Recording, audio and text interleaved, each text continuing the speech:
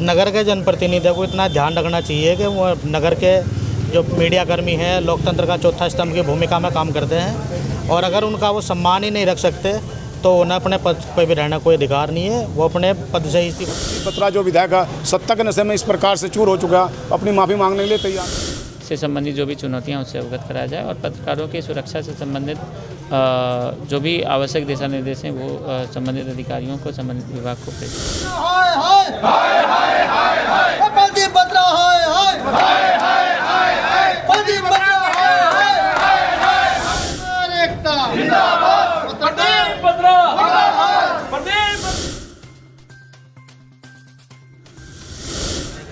उन्होंने ये किया कि भाई उनका सम्मान बना रहना चाहिए। पत्रकारों का लगातार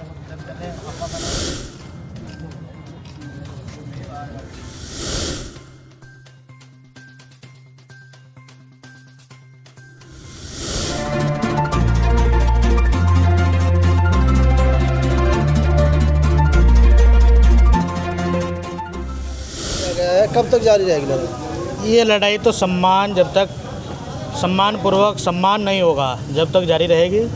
नगर के जनप्रतिनिधियों को इतना ध्यान रखना चाहिए कि वो नगर के जो मीडिया कर्मी हैं लोकतंत्र का चौथा स्तंभ की भूमिका में काम करते हैं, और अगर उनका वो सम्मान ही नहीं रख सकते तो उन्हें अपने पद पर भी रहना कोई अधिकार नहीं है। वो अपने पद से ही इस्तीफा देते हैं। अगर वो सत्ता के नशे में इतना घमंड रहते हैं, उन्हें जो है नगर का पत्रकार हैं वो हर दुख सुख की घड़ी में नगर की समस्याओं को उठाते हैं, नगर की समस्याओं का निराकरण कराने का काम करते हैं, उचित प्लेटफार्म पर उन्हें रखते हैं। पत्रकार किसी का कोई नौकरी नहीं करता, पत्रकार किसी का कोई लूट खसोट नहीं करता, कि पत्रकार एक सम्मानपूर्वक अपनी ड्यूटी का निर्वहन करता है। जो दायित्व वो समाज के लिए स्वयं निर्धारित करता है उसका वो निर्वहन करता है, और उसके निर्वहन के दौरान अगर कोई उसके साथ अप्रिय घटना हो जाती है तो यहाँ आलम यह है कि उसकी सुरक्षा को लेकर, उसके परिवार की देखभाल को लेकर भी कोई विशेष प्रयास नहीं है सरकार में। तो हमारी मांग भी है कि पत्रकारों के लिए इस तरह के प्रयास भी होने चाहिए।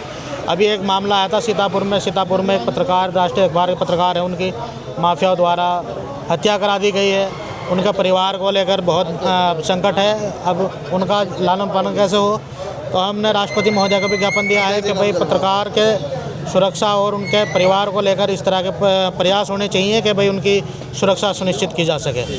बढ़ता ही जा रहा है। सत्ता के नशे में क्या इतने लीन हो गए विधायक के कोई ध्यान ही नहीं है? राष्ट्र का चौथा स्तंभ है, पत्रकारिता इतनी ज़रूरी है। देखिए, अगर बात की जाए 3 तारीख को जो एक प्रदीप बत्रा ने हमारे पत्रकार साथियों को धक्का मुक्की की थी, उसके बाद जो एक मेयर के उसमें जो हमारा चल रहा था, मेयर साहब ने उसमें माफ़ी मांग ली है अपनी, क्योंकि उसने अपनी गलती माननी की, हम उसने माना कि मेरी गलती थी, उसने गलती मान ली है। लेकिन प्रदीप बत्रा जो विधायक है सत्ता के नशे में इस प्रकार से चूर हो चुका, अपनी माफ़ी मांगने के लिए तैयार नहीं है। एक झूठी अफवाह फैला रखी है कि मेरा कंप्रोमाइज़ पत्रकारों के साथ हो गया।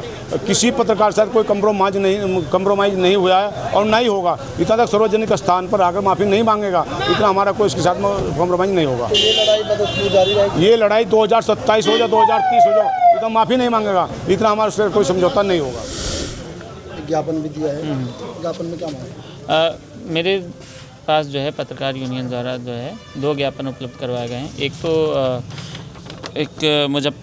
उत्तर प्रदेश के सीतापुर में जो है एक राष्ट्र समाचार के जो है पत्रकार की निर्मम हत्या हुई है, तो उसके संबंध में जो है पत्रकार यूनियन द्वारा यह मांग की जा रही है कि माननीय राष्ट्रपति महोदय को उचित माध्यम के द्वारा जो है यह ज्ञापन प्रेषित करके पत्रकारों की सुरक्षा से संबंधित जो भी चुनौतियां उससे अवगत कराया जाए और पत्रकारों की सुरक्षा से संबंधित जो भी आवश्यक दिशा निर्देश हैं वो संबंधित अधिकारियों को, संबंधित विभाग को प्रेषित कराया जाए। इसके साथ साथ अभी पिछले कई दिनों से जो है एक इशू जो है वो काफ़ी चर्चा में है, जो नगर निगम में जो भी घटनाएँ हुई हैं उसके संबंध में जो पत्रकार यूनियन का जो भी विरोध आपत्ति है या आक्रोश है, उसके संबंध में भी एक ज्ञापन उपलब्ध कराया गया है। तो ये ज्ञापन भी जो उचित माध्यम के द्वारा जो है डीएम महोदय को प्रेषित कर दी जाएगी।